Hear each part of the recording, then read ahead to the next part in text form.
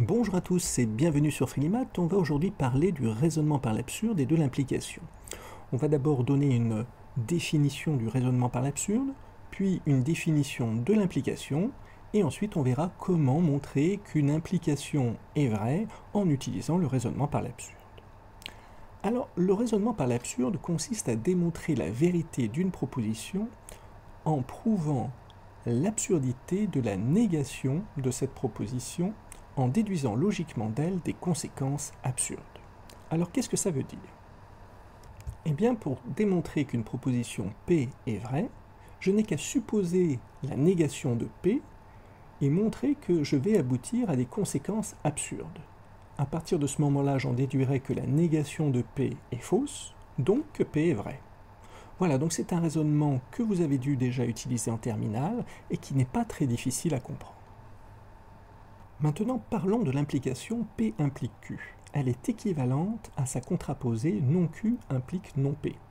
Alors d'abord, il ne faut pas confondre la contraposée avec la réciproque. La réciproque de P implique Q, eh bien c'est Q implique P. Donc ça n'a rien à voir avec non Q implique non P. Ça, c'est une première chose.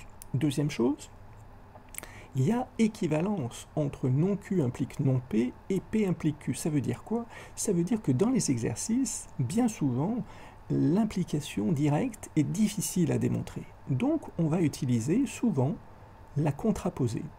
Non Q implique non P. On va regarder dans un petit exemple ce que ça veut dire. J'habite Paris implique j'habite en France. Alors la contraposée, c'est non Q, c'est-à-dire je n'habite pas en France, implique non P, c'est-à-dire je n'habite pas Paris. On voit bien ici que la proposition ici, l'implication j'habite Paris implique j'habite en France est vraie. Si j'habite Paris, j'habite forcément en France. Et la contraposée aussi, je n'habite pas en France implique que je n'habite pas Paris. Si j'habite pas en France, je ne peux pas habiter Paris, évidemment. Alors revenons à l'implication. Pour prouver qu'une implication est vraie, en utilisant un raisonnement par l'absurde, je dois connaître la négation de cette implication.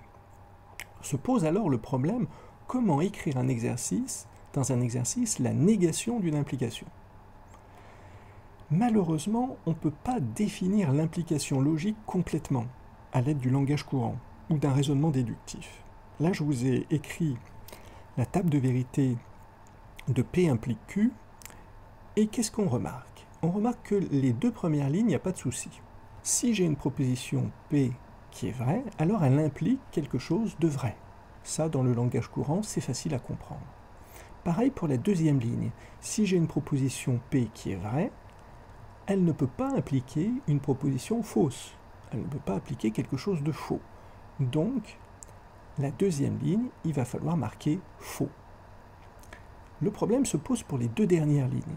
En fait, avec le langage courant, le raisonnement déductif, on va, en prenant certains exemples, avoir envie de marquer vrai. Et puis, avec d'autres exemples, on va avoir envie de marquer faux. Et finalement, pour l'avant-dernière ligne comme pour la dernière ligne, on va être vraiment dans le doute. On ne va pas savoir quoi faire.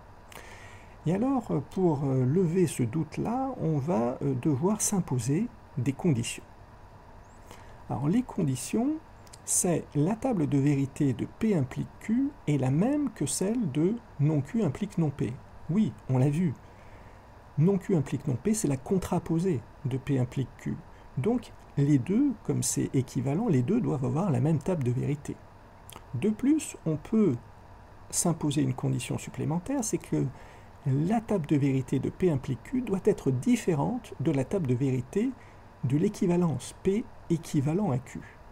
Et avec ces deux conditions imposées, eh bien on va pouvoir finalement trancher entre vrai et faux ici et entre vrai et faux ici. Parce qu'on est obligé finalement, on ne peut pas laisser les deux cases vides et on ne peut pas laisser vrai ou faux, il faut absolument trancher. Et donc avec ces conditions imposées, on arrive finalement tant bien que mal à trouver la table de vérité de P implique Q et en fait c'est vrai pour l'avant-dernière ligne et vrai pour la dernière ligne. Voilà, alors encore une fois, c'est pas quelque chose d'intuitif du tout. Et donc on va s'apercevoir que cette table de vérité de l'implication P implique Q, c'est exactement la même table de vérité que non P ou Q. Et ça, c'est vachement bien. Parce que non P ou Q, ça va être très pratique pour l'utiliser. On sait faire la négation d'une proposition, le OU, on sait également bien l'utiliser, et donc on va utiliser à la place de P implique Q, on va utiliser non P ou Q. C'est beaucoup plus pratique dans les exercices. Revenons maintenant au raisonnement par l'absurde.